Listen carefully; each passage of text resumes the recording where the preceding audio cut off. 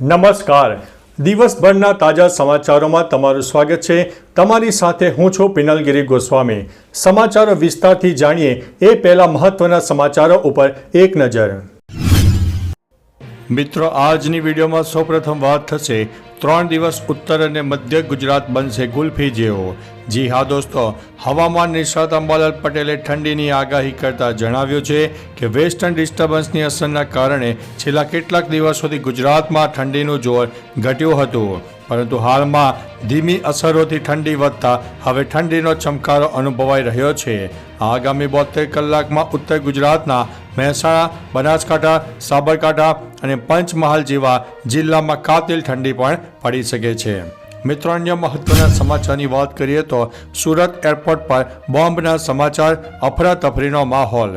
સુરત એરપોર્ટને બોમ્બથી ઉડાવી દેવાની ધમકી મળી છે, જેના કારણે અફરાતફરીનો માહોલ સર્જાયો છે. પોલીસ કાફલો એરપોર્ટ ઉપર દોડી ગયો હતો, તો ડોગ અને બોમ્બ સ્ક્વોડ દ્વારા ચેકિંગ હાથ ધરવામાં આવ્યું હતું. તો સીઓજી અને ક્રાઇમ બ્રાન્ચ પણ પહોંચી ગઈ હતી.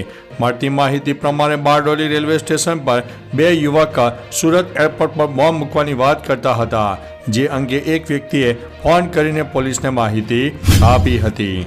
મિત્રો, અન્ય મહત્વના સમાચારની વાત કરીએ તો ધોરણ 12ના વિદ્યાર્થીઓ માટે ખાસ સમાચાર સામે આવ્યા છે. ધોરણ 12ની પરીક્ષાની તારીખમાં ફેરફારના સમાચાર સામે આવ્યા છે. આ અંગે ગુજરાત માધ્યમિક અને ઉચ્ચતર માધ્યમિક બોર્ડ દ્વારા નિર્ણય લેવાયો છે.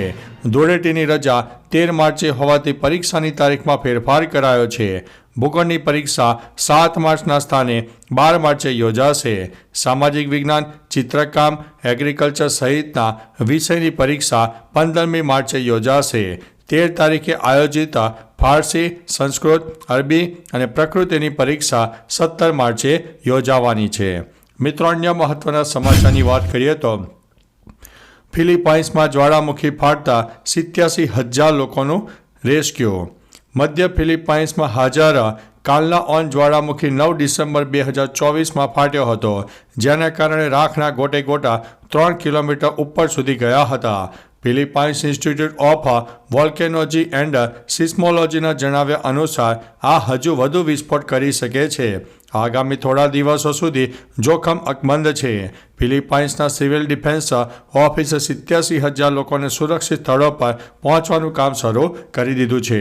મિત્રો, અન્ય મહત્વના સમાચારની વાત કરીએ તો મફત રાશન ક્યાં સુધી આપશો? રોજગાર આપો તેવું સુપ્રીમ કોર્ટે જણાવ્યું છે. 9 ડિસેમ્બરે સુપ્રીમ કોર્ટે કેન્દ્ર સરકાર દ્વારા મફત રાશન વિતરણ પર કડક ટિપ્પણી કરી હતી. કોર્ટે કહ્યું છે કે આટલું ફ્રી રાશન ક્યાં સુધી વેચવામાં આવશે? સરકાર રોજગારીની તકો કેમ ઊભી કરતી નથી? સરકારે જ્યારે કહ્યું કે 81 કરોડ લોકોને મફત અને સબસિડીવાળું રાશન આપવામાં આવી રહ્યું છે, તો કોર્ટે કહ્યું કે આનો અર્થ એ છે કે માત્ર કરદાતાઓ જ બાકી છે, બાકી બધાને રાશન આપવામાં આવે છે. મિત્રો, અન્ય મહત્વના સમાચારની વાત કરીએ તો ગદર 2ના આ અભિનેતાનું અપહરણ. ફિલ્મ કલાકાર મુશ્તાક ખાનના અપહરણનો મામલો સામે આવ્યો છે. ફિલ્મ કલાકાર મુશ્તાક ખાનનું 20 નવેમ્બરે દિલ્હી મેરઠ હાઈવે પરથી અપહરણ કરવામાં આવ્યું હતું. તે મેરઠમાં એક કાર્યક્રમમાં આવ્યા હતા, ત્યારે તેમનું હાઈવે પરથી કેબમાંથી અપહરણ કરવામાં આવ્યું છે. પોલીસને આપેલી ફરિયાદમાં અપહરણ બાદ કલાકારના મોબાઈલ ફોનમાંથી બળજબરીથી પૈસા પડાવી લેવાયું હોવાનું બહાર આવ્યું છે. મિત્રો, અન્ય મહત્વના સમાચારની વાત કરીએ તો પુષ્પા 2ને લઈને ક્ષત્રિય કરણી સેનાનો વિરોધ. પુષ્પા 2 ફિલ્મમાં ભંવરસિંહ શેખાવતના પાત્રને ખરાબ રીતે રજૂ કરાયું છે, તેથી કરણી સેનાના નેતા રાજ શેખાવતે રાજપૂતોને અપીલ કરી છે કે ફિલ્મ મેકર્સ જ્યાં દેખાય ત્યાં જ તેને મારવામાં આવે. કરણી સેના નેતાએ ફિલ્મમાં ફેરફાર કરવા કહ્યું છે, અને જો તેમ કરવામાં નહીં આવે તો મારવાની ધમકી આપી છે. રાજ શેખાવતે એક્સ ઉપર વિડીયો શેર કરીને કહ્યું છે કે પુષ્પા 2માં ફરી એકવાર ક્ષત્રિય સમાજનું અપમાન થયું છે. મિત્રો, અન્ય મહત્વના સમાચારની વાત કરીએ તો બુલેટની ગતિએ બુલેટ ટ્રેનનું કામ 60 કિલોમીટરનું કામ પણ પૂર્ણ થઈ ગયું છે. ગુજરાતમાં વાયડક્ટ પર પાટાનું વેલ્ડિંગ શરૂ થવાની સાથે જ બુલેટ ટ્રેન પ્રોજેક્ટના ગુજરાત ભાગ માટેનું ટ્રેક નિર્માણનું કામ ઝડપથી આગળ વધી રહ્યું છે. આ પ્રોજેક્ટ માટેના પાટાઓ જાપાનથી ખરીદવામાં આવે છે, જેની લંબાઈ 25 મીટર છે. આ પાટાને અત્યાધુનિક ફ્યુઝન વેલ્ડિંગ મશીનો દ્વારા MASHR વાયડક્ટ પર એક સાથે વેલ્ડિંગ કરવામાં આવે છે. અત્યાર સુધીમાં 60 કિલોમીટર પાટા વેલ્ડિંગ કરવામાં આવ્યા છે. મિત્રો, અન્ય મહત્વના સમાચારની વાત કરીએ તો આસારામને ફરીથી 17 દિવસની મળી છે પેરોલ. યૌન શોષણ કેસમાં આજીવન કેદની સજા ભોગવી રહેલા આસારામને ફરી એકવાર 17 દિવસની પેરોલ મળી છે.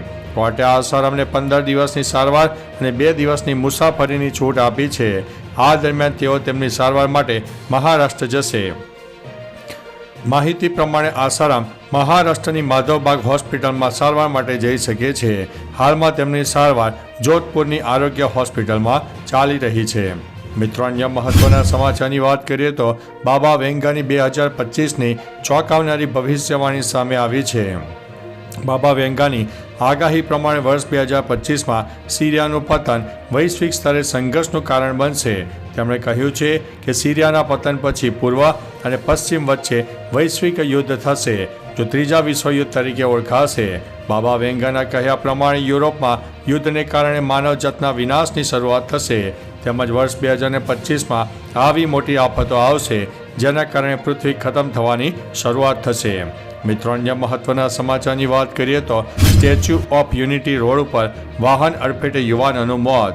રાજ્યમાં માર્ગ અકસ્માતની ઘટનામાં સતત વધારો થઈ રહ્યો છે તે વાત નકારી શકાય તેમ નથી. ત્યારે વધુ એક ઘટના પ્રકાશમાં આવી છે જેમાં Dabhoi statue of unity road ઉપર બની હતી.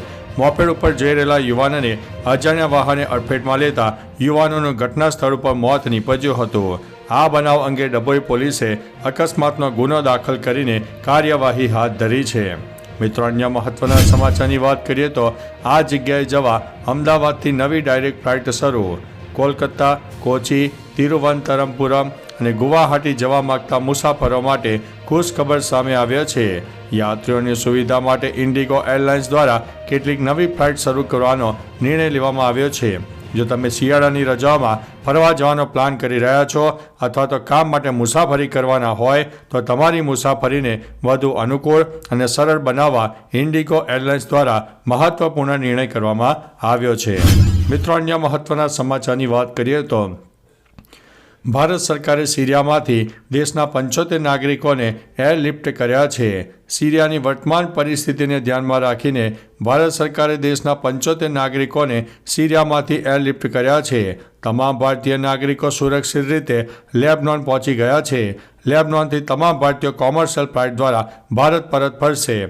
દમાસ્ક અને બેરૂતમાં ભારતીય દૂતાવાસના પ્રયાસોથી સિરિયામાં ફસાયેલા દેશના નાગરિકોને બચાવી લેવામાં આવ્યા છે. વિદેશ મંત્રાલયે આ અંગે માહિતી આપી હતી. મિત્રો, અન્ય મહત્વના સમાચારની વાત કરીએ તો હીરા ઉદ્યોગમાં મંદી. રોજના 200થી 250માં ખેતમજૂરી કરવા માટે મજબૂર બની રહ્યા છે માણસો.